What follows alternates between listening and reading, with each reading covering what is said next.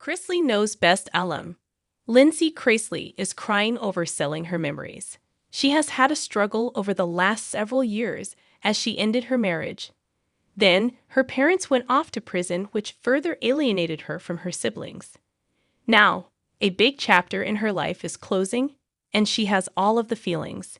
Keep reading to see what life-altering event is currently happening. Lindsie Chrisley says goodbye to her old life. So much has happened to Lindsie Chrisley over the last handful of years. She had eloped with Will Campbell in 2012 and together, they had a beautiful son, Jackson. Unfortunately, their relationship hit too many roadblocks and they ended up calling it quits. 9 years after they initially tied the knot, they finalized their divorce. She was in a relationship with a man who appeared to make her happy, Trent Weiser, but that has since ended. Now, she is keeping some things in her life more private as she needs to protect herself. That is likely a great idea being such a public figure with a child she adores. To add to all of this, her parents, Todd and Julie Chrisley, headed to prison in January 2023.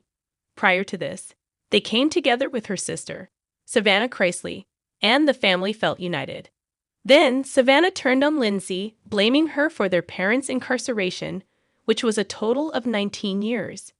It was hard for Lindsie, but she has kept going on with her podcasts and working for her family. Now, she is making big moves, literally and figuratively. According to People, the 35-year-old has sold her home.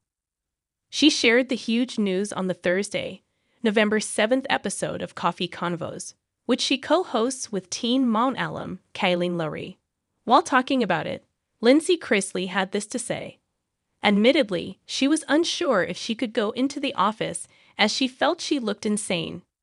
This was the home Lindsie and her son moved into after her divorce in 2021. Closing a new chapter. For Lindsie Chrisley, that home signified a new chapter as she closed a very hard one. She shared how she cried and mourned her divorce in this home. Plus, she added that, "My parents were on trial when I lived there. So, significant life events revolved around the Canton, Georgia home.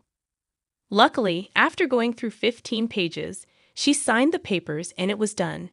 In a way, there was closure in the sadness. Though everything went smoothly and she felt much better, the morning brought a whole new bucket of feelings. Lindsie suddenly was bogged down with sadness because she realized the home was never going to be hers again. In the end, Lindsie knows it will all work out and she will get through it. It just takes some time."